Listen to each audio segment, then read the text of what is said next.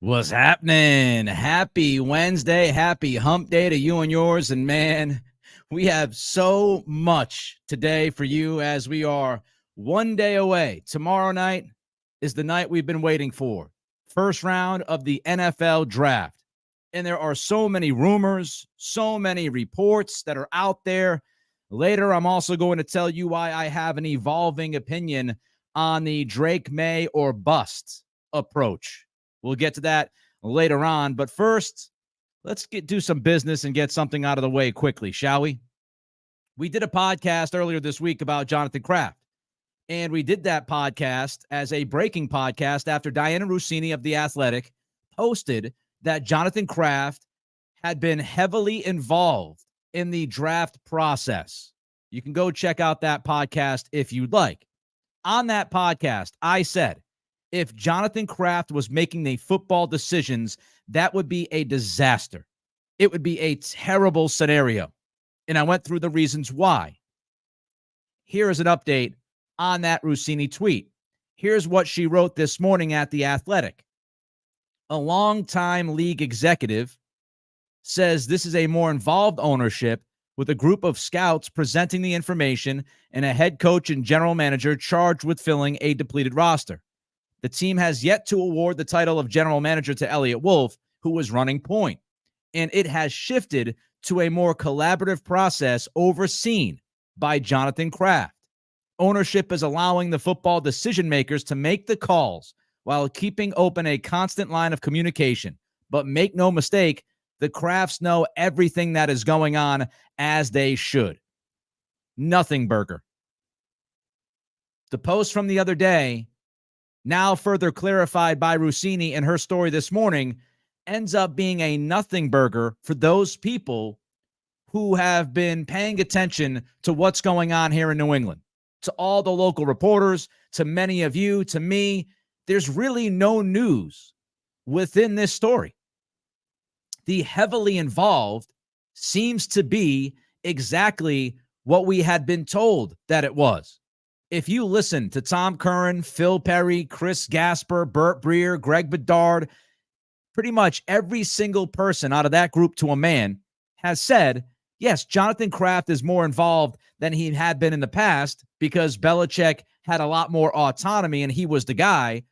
But Kraft is involved just like pretty much every other owner is involved when you're talking about a top 3 pick. I also thought it was interesting that one source is saying this. But this is precisely what I have said in the past. Of course, ownership is going to be in the loop. If Wolf is making the football decisions, that's what matters. And Russini even says in the story, ownership is allowing the football decision makers to make the calls while keeping open a constant line of communication, i.e., the football people are making the football decisions, but the ownership is in the loop, exactly as it should be. So I think we all got to relax. All right, now that that's taken care of, a lot of reports over the last 24 hours. Let's start with Ian Rappaport. He posted this yesterday. Washington has shown no indication it would move, per he and Mike Garafolo of the NFL Network. Rappaport later on the NFL Network said Jaden Daniels has the quote-unquote inside track of being picked at number 2. Back to Russini. She wrote, teams trying to move up for a quarterback and calling Washington are being told they are not moving. Since the Topgolf visit, league sources have said Daniels has told people in his dream world he could reunite with Raiders coach Antonio Pierce or play under Kevin O'Connell in Minnesota. The belief around the league is the Commanders and Daniels will get past this bogey, hardy har har har, and he's expected to be the team's quarterback of the future. We talked about that earlier this week, right? All the talk, all the smoke about Jaden Daniels not being thrilled with Washington not necessarily being super excited about how Daniels handled the visit, all the talk about, hey, people within Jaden Daniels' circle are not necessarily in love with the idea of playing in the Northeast. I said this earlier in the week. I 100% believe that all of that smoke has to do with the Raiders, and it has to do with Daniels and Daniels' family and Daniels' inner circle trying to get him to Vegas to play for Antonio Pierce, to be closer to home. And that's what Rossini tells us, that Daniels has told people that his quote-unquote dream world would be either playing for the Raiders or the Vikings with Kevin O'Connell, closer to home, away from the East, with coaches he's comfortable with, especially Antonio Pierce. Peter Schrager on Pat McAfee yesterday said the last few days, things have settled down a bit, and it sounds like Daniels to the Commanders is a lot more likely. I would put my name on him going at number 2 to Washington. Jeff Howe, friend of the program, wrote this: almost everyone, and Jeff spoke with a dozen coaches and executives, almost everyone polled for this story believed Daniels was destined for Washington, with new GM Adam Peters hot for the LSU product. Charles Robinson, Yahoo, wrote this: barring some final input from owner Josh Harris, who's been very, very, very involved, more involved than the Crafts, much more involved than the Crafts, could change things. There is a solid belief across the league that Daniels has come into hard focus at number 2 overall. How about Burt Breer? Burt Breer writes, I'm not finding many people with rival teams that don't think the Heisman winner is DC bound. Jonathan Jones on Daniels in Washington. Despite the weirdness of last week, I still believe the Commanders will draft Daniels at number 2 overall. There are no guarantees. This is the silly season. We understand that. We appreciate it. We talk about it. However, I just gave you 7 NFL insiders, and if we want to add Adam Schefter to the group with what he has said about Daniels going to Washington, you have 8 legitimate, credible insiders saying that Jaden Daniels is destined at this point for Washington. Now, they could all be wrong, and I acknowledge that. This could be great work by Washington. This could be great work by others, sending the billows of smoke throughout the insider world. And maybe, just maybe, Washington decides to draft Drake May. Maybe they shock the world and draft J.J. McCarthy. But as of right now, I cannot find a legitimate, credible insider that would say Washington is going to do something other than draft Jaden Daniels. So let's just go off of that premise. And as you listen, as you watch, don't forget, give us that thumbs up. Every thumb means the world to us. Continue to support this podcast as we expand the brand. Give us that thumbs up. Subscribe. The goal is 3,500 subscriptions. We appreciate you. So let's just say this is true, okay? Let's go off of this is true, that these 8 insiders are hearing Daniels to Washington, and that is what's going to happen tomorrow night. That means the draft starts with the New England Patriots. That means the Patriots have the cards tomorrow night. If Caleb Williams goes to Chicago, as pretty much seems to be a fait accompli, and Jaden Daniels ends up in Washington at 2, the draft begins with the Patriots at 3. And the Patriots would have a decision to make. Do they draft Drake May? Do they run the card up to the podium and draft a young man out of North Kakalaka? Do they even entertain the idea of drafting J.J. McCarthy? Or do they pull the trigger on a trade? Burt Breer yesterday wrote, the Patriots have told teams that have called that they will listen until they're on the clock. I'd still say the likelihood is New England does not move the pick and selects a quarterback. Now, are the Patriots truly sold on Drake May? Jonathan Jones wrote, I have yet to speak to someone in the league who strongly believes May will be the Patriots pick. I'll say that again. Jonathan Jones, I have yet to speak to someone in the league who strongly believes May will be the Patriots pick.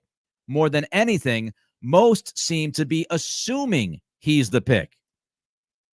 Jeremy Fowler this morning at ESPN wrote, he believes Daniels is actually above Drake May in the Patriots war room.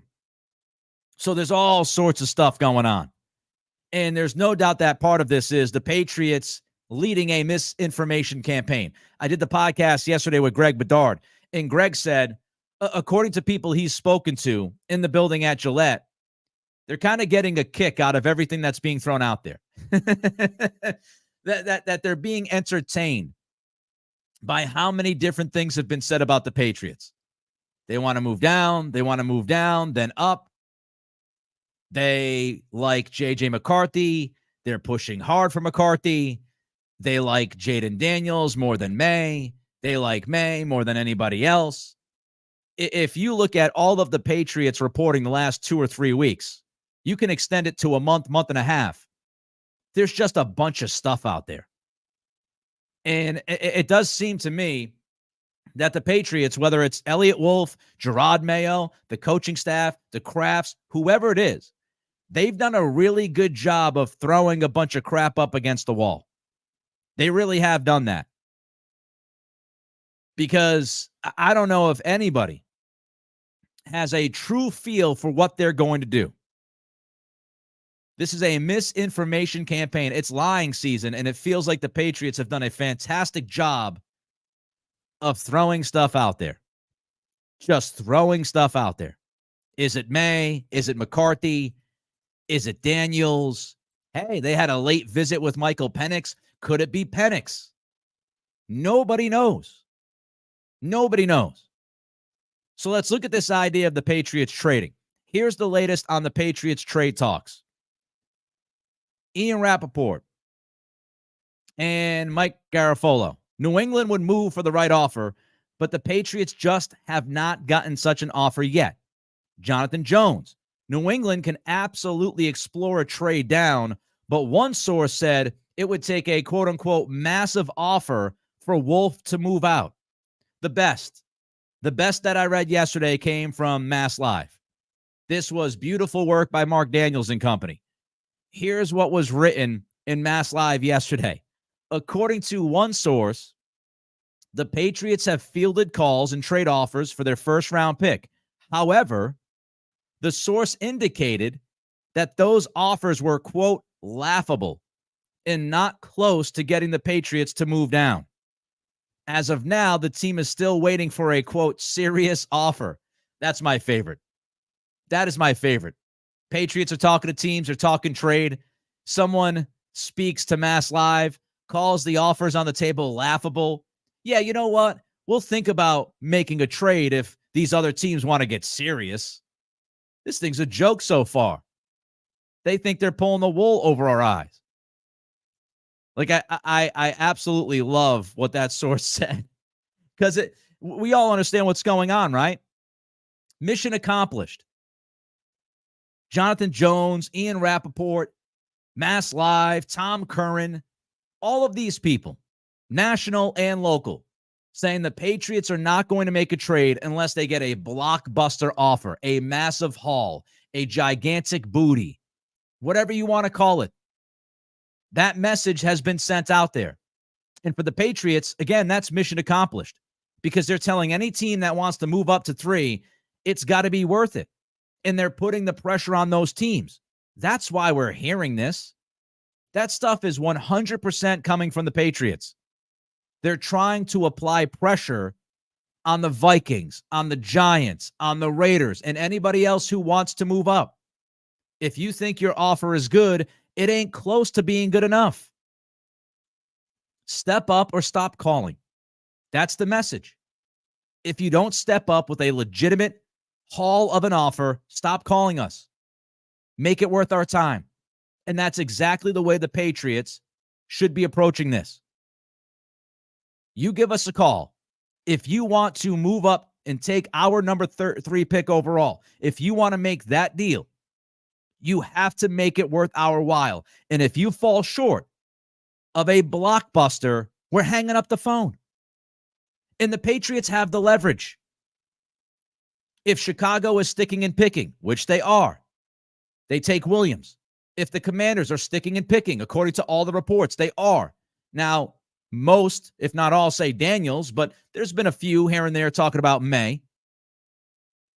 But if the Commanders are sticking and picking at 2, the Patriots have the leverage. If you want to come up and get your guy, you've got to make the deal for the number 3 pick. If you deal with Arizona, you don't have a guarantee of the guy you're going to get. If you're Minnesota and you want Drake May, you've got to move up to 3, and you've got to give us enough to get that pick, because If you don't, we might trade 3 to another team that wants Drake May. We might take Drake May. That's what the Patriots are doing here. And they have the leverage. They have the cards because they have the third pick in this draft. If it's Williams and Daniels, if that is settled, the Patriots are sitting there at the table saying, come feed us more. Feed us more. We want a blockbuster. Nope, not enough. Nope, not enough. Elliott Wolf is Dikembe Mutombo back in the day. No, he's just swatting trade offers right now. We'll continue to take calls until we're on the clock. But you keep feeding us those offers. Keep adding to the till. And until you actually put an offer on the table that we think is that massive haul, I'm going to continue to reject your offer. Precisely what they should be doing. So what's the latest on the trade partners? What's going on in Minnesota and other places? Get to that in a minute. Don't forget to give us that thumbs up and subscribe. Takes a second of your time, means an awful lot to the program. And if you're listening on Spotify and Apple Pods, those numbers are jumping. All of you that listen to this on demand, you've done tremendous work. Continue to rate and review so we can build the numbers over there as well. And hey, the Patreon channel is jumping. More members joining. Exclusive content on the Patreon page. $5 a month, $1.25. We've done $1.25 a week, and we've done all this exclusive draft content this week. We'll have more exclusive draft content later on today. We'll have a draft chat leading right up to the draft tomorrow night. Patreon.com/Nick Cattles. All right, here's the latest on the trade partners. Pete Schrager said, I think Drake May goes at number 3, and I'm hearing that the Vikings and Giants are trying to get up. Burt Breer on the Giants. They've done all the work on the quarterbacks. Heard them connected to most, by far, Drake May. Burt Breer on the Raiders. The Raiders have sniffed around on a trade up, and a lot of NFL people have assumed such a move would be to get Daniels. My favorite, though, my favorite of the reports coming from outside of New England yesterday has to go to Charles Robinson on the Minnesota Vikings. Here's what Robinson wrote. There is a growing consensus among NFL teams that Minnesota's top target is Drake May. A very well-connected, this is my favorite part, a very well-connected league source told Yahoo they firmly believe that if the Patriots take May, the Vikings are comfortable standing down in trade talks and using one of their 2 first-round picks to select Bo Nix. Bo Nix. Robinson continues, it's worth noting here that Nix had a private workout for the Vikings earlier this month. That report by Charles Robinson about Minnesota. You know what I read when I saw that? How I felt when I saw those words? That, Minnesota is comfortable standing down in trade talks and they'd be just fine drafting Bo Nix.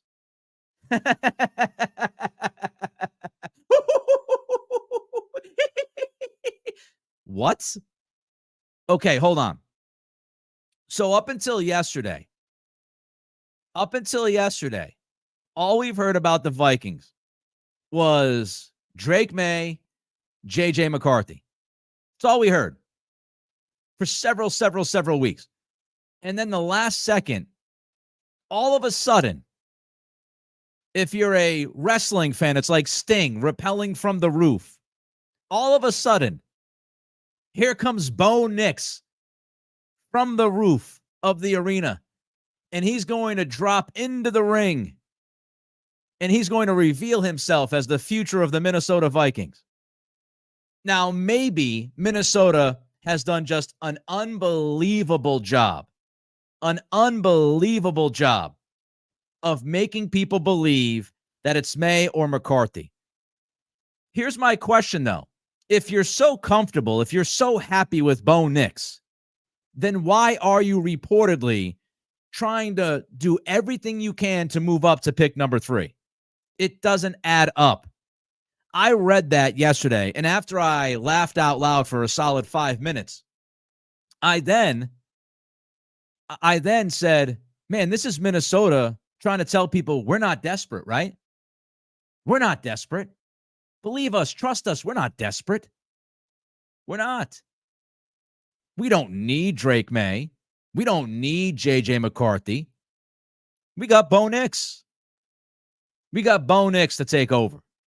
That's how I read that. And again, I could be completely wrong and I'll have egg on my face, but I do not think that Minnesota is sitting there saying to themselves, we'll be just fine with Bo Nix as our quarterback. They are actively trying to trade up because they want one of May or McCarthy. And Bo Nix might end up being, the booby prize because they were unable to move up, and the Vikings are trying to sell their fan base that, hey, yeah, we wanted Bo Nix the whole time, because just in case they can't move up, they might be drafting Bo Nix at 23, for example. But that is no way plan A, and that is not what they want to do. No freaking way. Bo Nix coming out of nowhere, coming out of the crowd, like a pro wrestling angle. And by the way, this whole, they worked out. Did you know? Did you know they worked out Bo Nix privately? Yes. Yeah, I knew that. We talked about that on the podcast. You know who else Minnesota worked out privately? The 4 other quarterbacks not named Caleb Williams that might go in the first round. They worked out May. They worked out McCarthy. They worked out Penix. They worked out Bo Nix. They worked out Jaden Daniels. They worked out all 5 of those guys privately. So the idea that they worked Bo Nix out privately means they're super comfortable taking him in the first round. I'm not buying that. I'm not buying it. All right, we'll get into whether or not the Patriots can cause real chaos in just a minute. But first, the Nick Cattle Show is brought to you by Warzone Paintball and Airsoft. Warzone has 9 maps on 30-plus acres of land. These guys, they're helping the show. They're sponsoring this podcast, supporting us. If you like paintball, if you like airsoft, support them. Warzone Paintball and Airsoft. They've got kid versions of both, something for every age group starting at 6+. Just show up with jeans, good shoes, a long-sleeve shirt. They take care of the rest. It is a relaxed, low-key, casual kind of business environment. You'll have a lot of fun. They're in North Kingston, Rhode Island. Give them a call at 401-228-6366. That's 401-228-6366. Tell them the Nick Cattle Show sent you. Okay. So those are all the latest, right? That's all the latest on the number 2 pick, Jaden Daniels, the Patriots' thoughts on trading. They're looking for a blockbuster offer. They have not gotten that offer just yet. Let's talk about real chaos. The full Monty. Now, those listening to this podcast regularly, you know what the full Monty is. It's the Monty Ossenford. It is moving down and then moving back up. Could the Patriots cause true chaos tomorrow night with pulling the full Monty? Before I get to the latest on the idea of the Patriots moving down and then back up, because, folks, that's gaining traction. But before I get to that, let me just get to this bit of business. I have heard multiple people in the local media talk about pulling off the full Monty. And the pushback from those people has been about Elliott Wolf, and this idea that Elliott Wolf, he's a first-time general manager or de facto general manager. He's first-time shot caller in this organization. So some people have been saying, I don't like the idea of moving down and then moving back up because Elliott Wolf is a newbie. Does Elliott Wolf know what he's doing? Does Elliott Wolf have the network of people that he can work with to make that trade happen? It's too much risk for a guy who's on the job for the first time. You know what is hilarious? Those people who have mentioned the full Monty being a bad idea because Elliott Wolf is a first-time shot caller apparently have not noticed one thing. Monty Ossenfort last year was a first-time shot caller. The guy who made the move, the guy who pulled off the full Monty, first time as the leader of a personnel department. So it makes no sense. It makes no sense to sit there and tell me that you don't want the Patriots to try to move down and then move back up because it's too risky of a move for a first-time GM when the full Monty was named after the guy who was a first-time GM. Rattles my brain sometimes what people say. All right, let's get to a couple notes here. The full Monty, is it possible? Diana Rossini, this morning in The Athletic, she wrote, if the Patriots trade out of number 3, I fully expect them to move back up to grab a quarterback. Full Monty. Jonathan Jones wrote yesterday about some trade down candidates. He mentioned Arizona. Says Arizona has at least 2 trade back offers in hand, at least the bones of the trade, with more calls likely. The Chargers are a prime time trade down candidate, even more so if the Cardinals sit at number 4. He says if Joe Alt and Marvin Harrison Jr. are off the board, he could see Tennessee being a trade back candidate at number 7. Jonathan Jones also brings up Chicago at number 9. Like so many teams in the draft, a trade down is always possible. So Rossini tells us this morning that if the Patriots move out of 3, she expects them to move back up for a quarterback. Jonathan Jones just gave us a litany of teams that could be looking to move down, that are in the top 10. I mean, the full Monty options are stockpiling, people. If the Patriots move down out of 3, they could be looking at Arizona to move up to 4. They could look at the Chargers at number 5. They could look at Tennessee at number 7. How about Chicago at number 9? I would throw another team in there. How about the Atlanta Falcons? I'm not buying the talk that the Falcons are looking to draft a quarterback. What I take from that is the Falcons are telling teams that the 8th pick in the draft is up for sale. So if you want a quarterback, come up and you can get a quarterback, or we're going to take the quarterback you want. That's what I read. I think the Falcons go defense. So the Falcons could afford to slide down the board, let's say to 11, because the first 10 players picked in this draft could well be offensive players. So there's a lot of teams looking in the top 10 to trade down, would entertain that, which makes the full Monty at least a little bit more believable as a move the Patriots could pull off. Lots of noise. Lots of noise. And what I take from all of this noise is that the Patriots are hoping for the bag. And I do wonder, I started to put this together yesterday in my head. And I did an interview yesterday for Las Vegas radio with my guy Q Myers, who also works for ESPN. And I did that interview, and he asked me about, what do you think the Patriots have their board looking like right now? Like, what do you think the quarterbacks are? And I started to put the pieces together. And I do wonder, with all of this talk about the Patriots and how they want the bag, the Patriots are leaking, I think, that information. And even Robert Kraft himself and Gerard Mayo himself, they both came out and talked about the bag and a blockbuster offer. The Patriots have let everybody know publicly that they are open to moving back. They are open to a trade. And I'm starting to believe. I know I said about 2 weeks ago that I thought Elliott Wolf, his guy would be Drake May. I'm starting to believe that the Patriots guy is actually Jaden Daniels. And why do I believe that?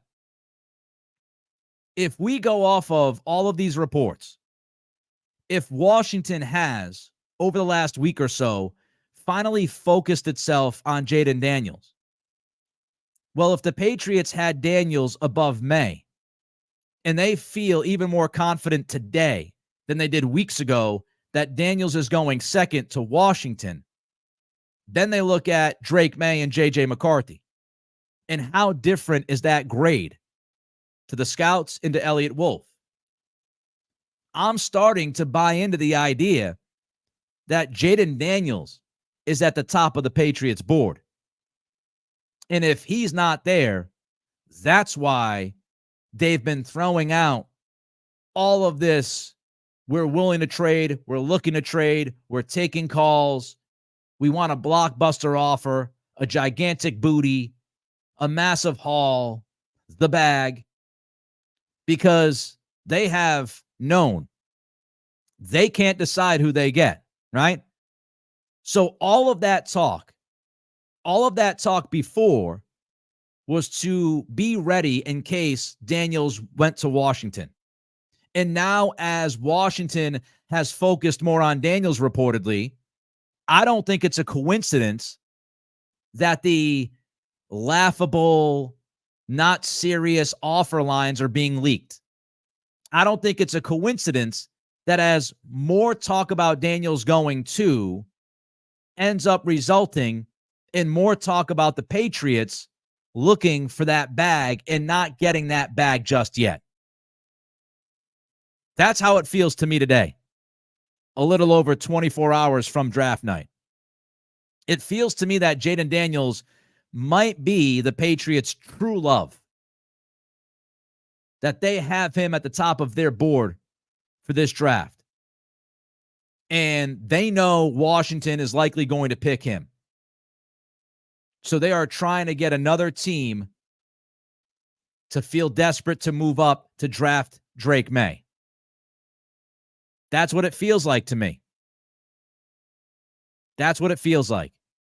And further looking at that, Diana Rossini wrote today that teams across the league are expecting that if the Patriots make a trade, they will not do that deal until they see who Washington is taking at quarterback.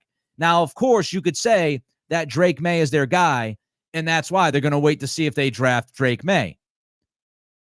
But if we put the pieces together, and we do believe that Jaden Daniels is that guy for the Patriots, and now all the talk about Daniels going to Washington has picked up, well, it would make sense. The Patriots wait to see if Daniels is picked at 2, and if he's picked at 2, they then pull the trigger on a trade. Could easily see that be put together because it's obvious. It's obvious to me, and it should be obvious to everybody, that the Patriots and the Vikings have been playing footsie, so to speak, all the way back to the Combine. There was a report right after the Combine that Minnesota approached the Patriots to see what it would take for number 3. And then after that, the Vikings add number 23 to their draft capital. Is that a coincidence? And now we have all of this talk about Minnesota and New England, Minnesota trying to move up. They're actively talking to teams. They want to move up to the Patriots. The Patriots in Minnesota, they're looking at each other from across the room. They're winking. They're flirting. They're playing a little bit of footsie. But New England's not going to pull the trigger just yet. They want to see if Washington does pick somebody at 2 that they truly love. They also want to see if Minnesota, after all of the flirting, will actually stand up and make a deal. Right? They'll make a deal. I have an evolving take on Drake May or bust. An evolving take.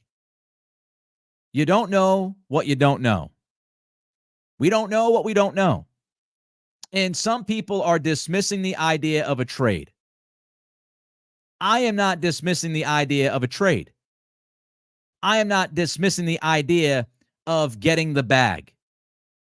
I have a plausible scenario.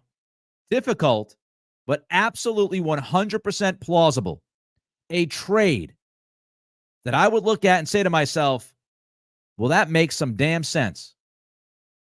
I will get to that trade in a minute. I will get to that idea and that plausible scenario in a minute. First, like and subscribe. Don't forget to give us that thumbs up as we continue to pump the content out there for you this draft week. By the way, tomorrow, tons of draft content. 11 a.m. tomorrow, we'll have a pod, as always. Then tomorrow night, 7 o'clock, 7 to 7:30, we will have a preview of the NFL draft with all the latest rumblings for you from 7 to 7:30 on this YouTube channel.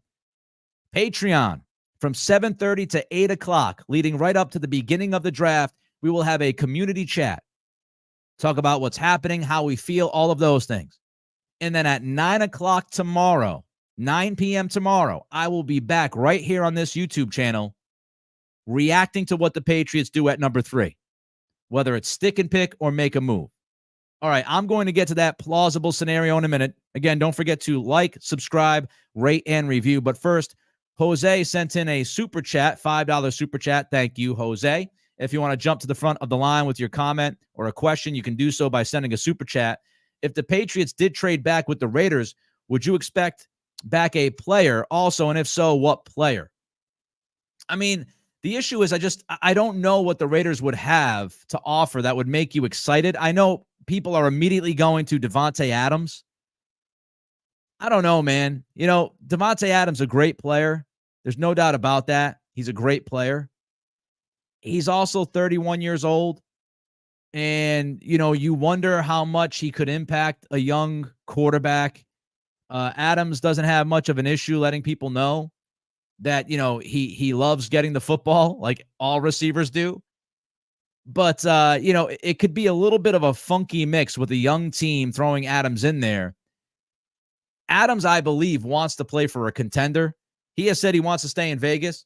If he was to move from Vegas, I would imagine he'd want to play for a contender. So how would Adams react to the idea of being sent to the Patriots? I don't know that answer. You look at other possibilities, right?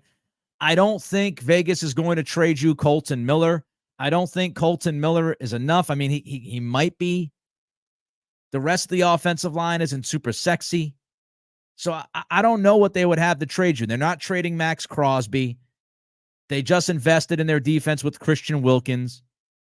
Their cornerback position isn't great. I mean, they went out and they got Jack Jones last year. So I don't see what the Raiders would have to offer you as far as a current player that would make you say to yourself, oh, we got to make that deal. Now, Minnesota, different situation. Let's get into this. I cannot dismiss a trade idea without knowing the details and the possible dominoes that could follow from that initial trade. How do you possibly, and again, Jose, thanks for the super chat. How do you possibly say yes or no to a trade when we don't know what the trade would be? If you told me the Boston Celtics were going to trade the number 1 pick and go down to 3 and draft Jason Tatum, early in the process, especially early in the process, I'd be scratching my head. Wait, what? I was on 98.5 The Sports Hub Live when the Celtics got the first pick from the lottery. And I screamed out something like, take that, bitches. Live on the air at 98.5. And everybody thought Markelle Fultz. Can't miss guy. Danny Ainge trades down to 3, gets an extra first-round pick in that deal, and ends up selecting Jason Tatum. We know how Markelle Fultz ended up. We know how Jason Tatum ended up. It was a stroke of genius by Danny Ainge. He knew the board. He knew what other teams were thinking. He had the deal ready. He pulled the trigger. He knew it was risky, but he believed in his evaluation of the player. So the Patriots in this situation, everybody, including myself, has been saying Drake May. I was also saying Markelle Fultz. I was wrong then. I could easily be wrong now. And when you look at it in hindsight, you go, man, oh man, Danny Ainge nailed that ish. And the reality is, as much as we love the NFL, as much as we love college football, as much as we watch the video, as much as we read the scouting reports, as much as we love certain prospects, we don't know what the Patriots are thinking in that room. We also don't know what the rest of the NFL is thinking. Right? We don't know. We don't know what the rest of the NFL is thinking about these players. We know what the mocks say. We know what the rumors are, but we just don't know. So I'm not going to sit here and tell you that the Patriots taking the bag, if they get offered the bag, is the wrong move. What is the bag? Can we define the freaking bag? What does that look like? So I have a plausible scenario for you, and I want all of your thoughts on this. Plausible scenario that could set up the Patriots for both 2024 and 2025. And it won't take rocket science. Again, it's plausible. It's not crazy. What if the Patriots were able to get the bag from Minnesota and draft a quarterback at 11? What if they drafted McCarthy? or Penix. Now, let's just put that to the side as far as those guys go, Penix and McCarthy. And I know some people, they will be repulsed, okay? Everybody take a breath and let's work through this. What does the bag look like? Jeff Howe wrote this morning that if Drake May is indeed still on the board at number 3, one executive believed the Vikings would, quote, move heaven and earth, unquote, in an attempt to move up. May has the history with McCown. McCown is now in Minnesota. May fits that Stefanski offense very well. So Jeff Howe spoke to an executive, and the executive said the Vikings, if May was there at 3, the Vikings would move heaven and earth to make that deal. When you say heaven and earth, that's a lot. So what if you could pull off a blockbuster offer? What if you could get the bag from Minnesota and you get J.J. McCarthy at 11? Again, everybody thinks J.J. McCarthy is going in the top 5. Everybody thinks he's absolutely going in the top 10. We don't know that. What does the NFL truly feel about McCarthy as a prospect? What if Elliott Wolf, knowing the board, knowing what's happening, believes they can get McCarthy at 11 while also landing a massive haul from Minnesota? If you could do both, how do you feel about it? Reports, right? I shared the reports with you a little bit earlier. The Giants and the Vikings are the most interested in Drake May. If the Vikings move up to 3, they're drafting Drake May. The New York Giants are then, according to reports, and again, we don't know what we don't know, but according to what's out there, New York would be out of the conversation. Minnesota moves up to 3. The Giants want May. The Vikings draft May. The Giants at that point stay at 6. They're out of the quarterback conversation. What if the Patriots get offered from Minnesota? Number 11, number 23, Christian Darrisaw, and a 2025 third-round pick. How do you feel about that deal? I think that is a hell of a deal. 11, 23, Darrisaw, and a 2025 third-round pick. We've kicked around the idea of Darrisaw for the last couple of weeks. But what if that deal is on the table?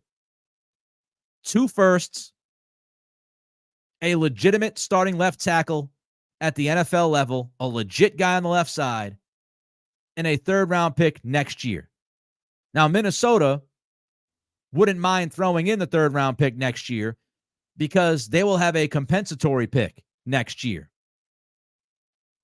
So when we talk about the bag, again, when we talk about the bag, what does the bag look like? 11, 23, starting left tackle, and a third-round pick next year. Now, why did I settle on that as far as the offer? Well, 11 and 23, when you look at the San Francisco Dolphins deal going back to Trey Lance, it was, 2 future firsts, the pick swap, whatever. The pick swap is the pick swap. Christian Darrisaw is replacing the value of one of those first-round picks. If you bring in Darrisaw, he is a first-round value. He's a bona fide left tackle. So instead of getting the 2025 first-round pick, you get Christian Darrisaw. Then you get number 23, and the swap is from 3 to 11.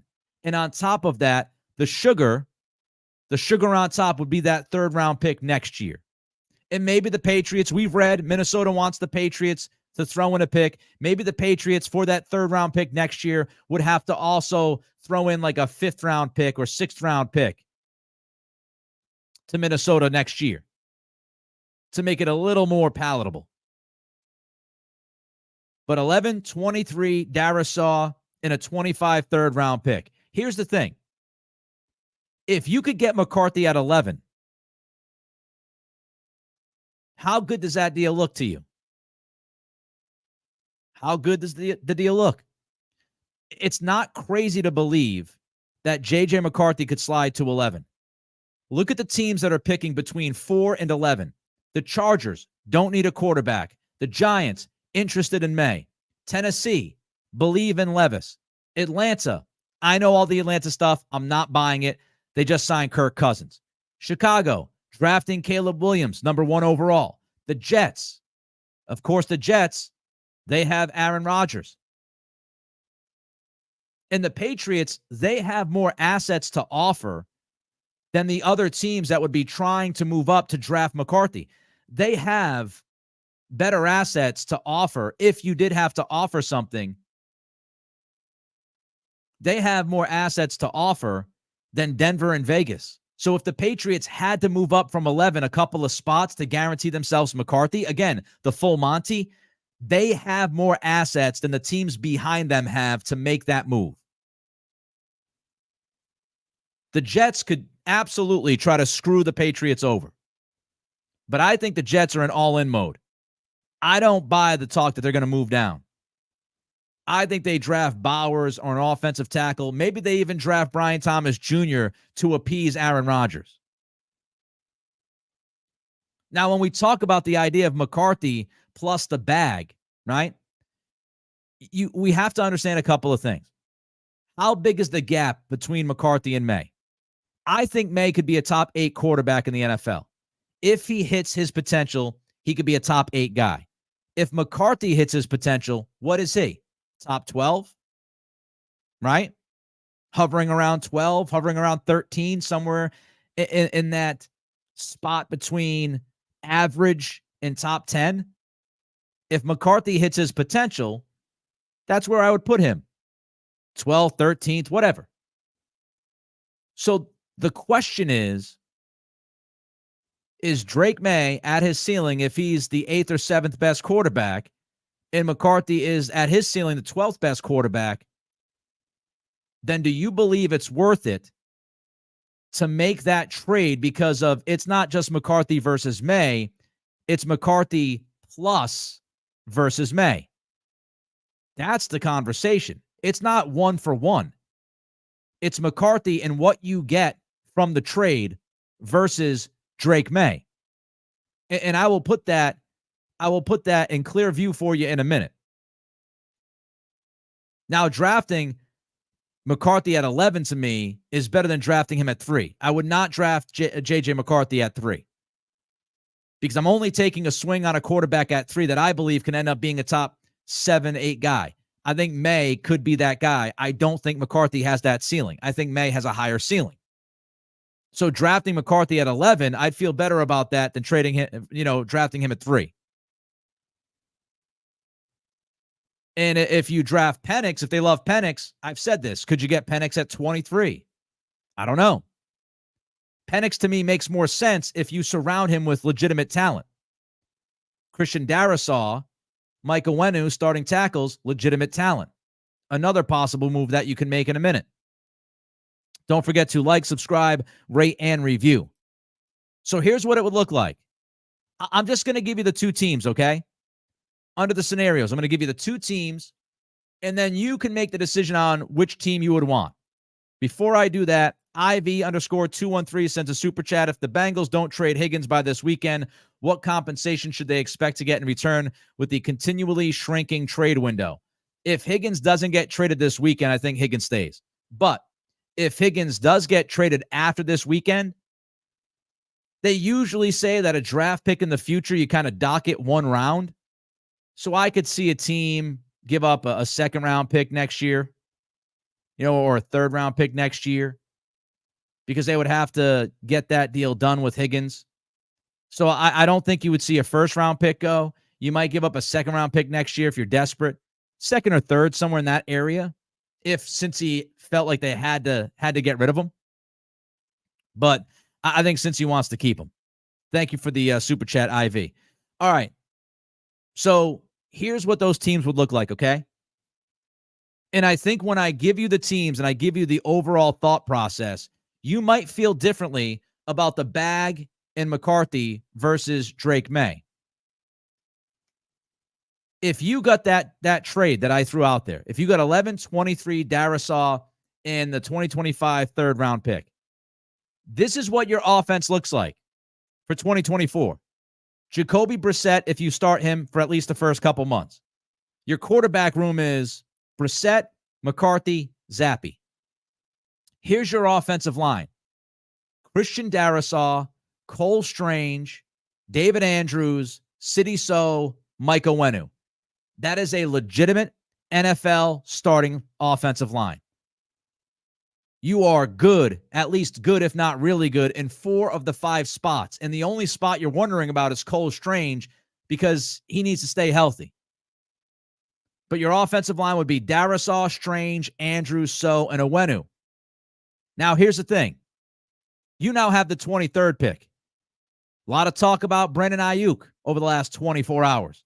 San Francisco is looking for a first-round pick this year. A lot of talk about the Patriots looking to add a veteran wide receiver via a trade, understanding that they are willing and able to pay that wide receiver big money. So what happens if you look at this and you say to yourself, you either draft A.D. Mitchell or Brian Thomas Jr. at 23 if Brian Thomas Jr. is there, or you spin the 23rd pick to San Francisco to bring in Ayuk. And now you have your wide receiver 1. So that's why I don't dismiss these things. If you could get McCarthy and the bag, 11-23 Darrisaw and a future 3rd, if you can get that, and then you spin 23 into Ayuk, or you spin 23 into A.J. Brown, now look what you have. You just answered 2 of the biggest questions on your roster via trades, right? Your left tackle spot just got addressed by Christian Darrisaw. Your wide receiver 1 just got addressed by using the 23rd pick. Instead of drafting a wide receiver, you trade that pick for a legitimate, bona fide, young wide receiver 1, Ayuk or A.J. Brown. Are you that mad about J.J. McCarthy now instead of Drake May? I would be less mad about that. But I want the bag. I need the bag.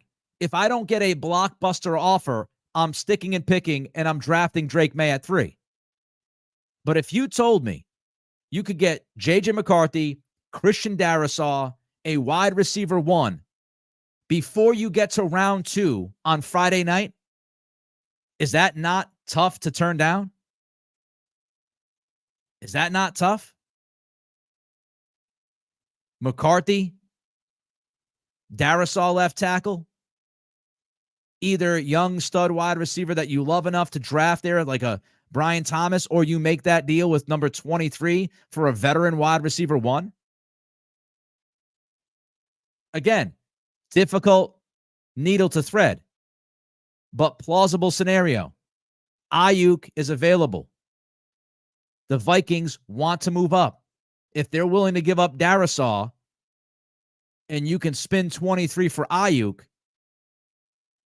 now you're looking at McCarthy, Darrisaw, Ayuk, or McCarthy, Darrisaw, A.J. Brown versus Drake May and Sua Matia, or Drake May and Amarius Mims. Which team would you like to see if you get the bag? And if you are unable to pull an Ayuk deal with number 23, then your picks in 2025, you have those picks, including 2 third-round picks, to maybe go out and get somebody else. If you just stick with May, you're looking at Brissett, May, Zappi. Your offensive line is Okorafor / Sua Matia, Strange, Andrews, So, Onwenu. Your wide receiver room is Bourne, probably Jalen McMillan, KJ Osborne, and Pop Douglas. And you have no future capital. Again, very difficult, but when you put all of the reports out there together, Minnesota wants to move up to 3. They want Drake May. If Daniels goes 2, which is being reported, if Daniels goes number 2 to Washington, May sitting there at 3, Minnesota, if desperate, Jeff Howe says an executive told him they'd be willing to move heaven and earth for Drake May. Heaven and earth to me is including Darisaw in that trade. Plausible. Not likely, but plausible. And that's the reason why I won't turn down, oh man, you have to take Drake May. Because if you told me by Sunday the Patriots have a young starting quarterback that could at least be top 12 in the league, given the circumstances, but that goes with everybody, coaching, development, blah, blah, blah. You get that young quarterback of the future, you get your starting left tackle, and you get a veteran wide receiver 1. I'd be happy with that. You know, if we want to trust the coaching staff, if we want to trust the ability of this staff to develop Drake May, then why not trust the staff to develop J.J. McCarthy? Now, I'm not telling you, again, at the ceiling, McCarthy, I don't think, has the ceiling that May has. I would not draft McCarthy at 3. But given the circumstances, if you could get a blockbuster offer, it makes more sense to then look at J.J. McCarthy or Michael Penix, given the circumstances around that quarterback. That quarterback is better because the pieces around the quarterback are better. So trust the scouts, trust the coaches, and say, hey, we believe that coaching staff is good enough to get the potential out of that guy, and we walk in with that supporting staff, with that supporting cast. Now, I'll make it clear again. Drake May at 3, to me, I'd have to get knocked over.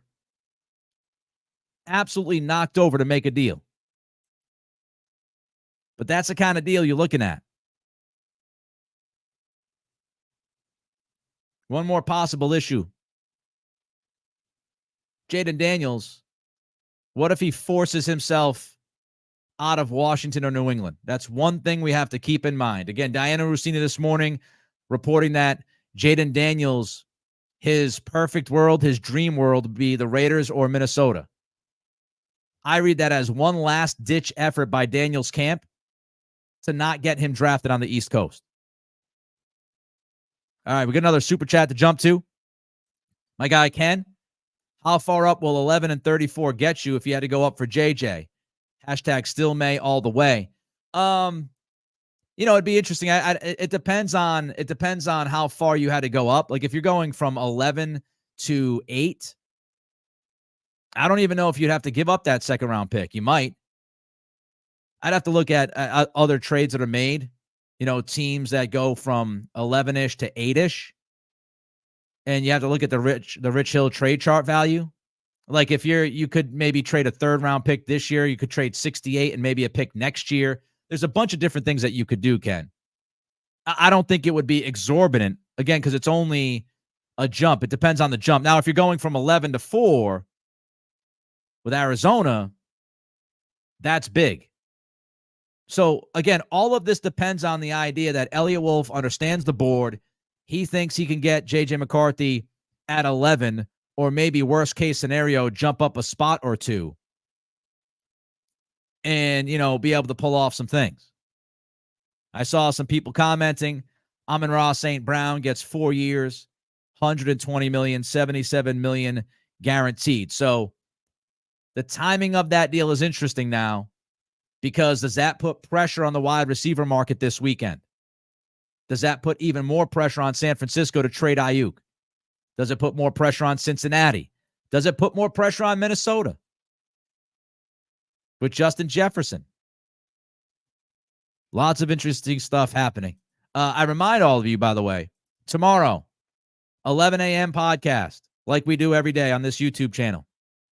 7 to 7:30, back on YouTube for a preview show of the draft with all the latest rumors that come out throughout the day after the pod in the morning. 7:30 to 8 p.m., we're going to do a special community chat on the Patreon page. $5 a month, $1.25 a week, Patreon exclusive content. We'll do a chat from 7:30 to 8 o'clock on the Patreon page. And then at 9 p.m., we will have an instant reaction podcast following what the Patriots do at 3. All right, we've gone an hour. Hopefully you enjoyed the content. I appreciate every single one of you. Before you go, don't forget to give us that thumbs up, like the show, help us expand the brand. Give us that thumbs up, subscribe, trying to hit 3,500 subscriptions. That's the next goal. So help us get there by subscribing. And the Spotify, Apple Pods people, again, don't forget to rate and review. Unless something breaks, which might, because we are living in a banana world right now. Unless something breaks later, I'm back tomorrow at 11 a.m. Until then, thank you again. It's the Nick Cattle Show.